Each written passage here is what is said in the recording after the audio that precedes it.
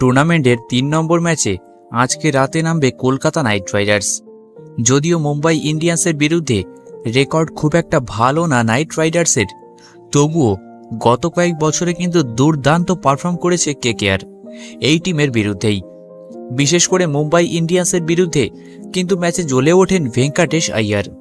সুতরাং আশা করা যায় তার ব্যাট থেকে আজও আমরা রান দেখতে পাবো। আর তোমরা যেহেতু জানো যে আজকের ম্যাচে কিন্তু কামব্যাক করছে কেকেআরের সব থেকে বড় ম্যাচ উইনার সুনীল নারিন, সুতরাং এটাও কিন্তু কেকেআরের জন্য সব থেকে বড় সুখবর। তবে আজকের এই ভিডিওতে তোমাদের জানাবো যে প্লেইং 11-এ কি আর কোনো পরিবর্তন হওয়ার সম্ভাবনা রয়েছে, কোনো বোলার কি বাদ পড়তে চলেছে। তার জন্য ভিডিওটা সম্পূর্ণ দেখো, এবং তোমরাও যদি মন থেকে চাও কেকেআর আজকের ম্যাচটা জিতুক, তাহলে চ্যানেলটিকে ছোট্ট একটা সাবস্ক্রাইব করে দাও। দেখো, এই ম্যাচের আগে কিন্তু অ্যান্ড্রিক নোকিয়াকে অনেকক্ষণ ধরে এক টানা নেটে বোলিং করতে দেখা গেছে, এবং প্রায় ১.৫ ঘন্টা ধরে নেটে ব্যাটিং করেছেন সুনীল নারিন।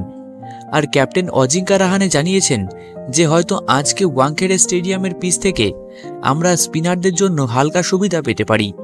তবে সেটা তো আমরা রাতেই জানতে পারবো যে আরও কতটা সাহায্য পাচ্ছে স্পিনাররা, এবং নোকিয়া কি আজকের ম্যাচে খেলবে কিনা।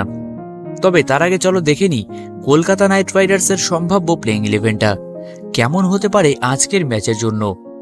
Sunil Narine, Quinton de Kock, Ajinkya Rahane, Ankush Raghuvanshi, Venkatesh Iyer, Rinku Singh, Ramandeep Singh, Andre Russell, Harshit Rana, Spencer Johnson এবং বরুণ চক্রবর্তী।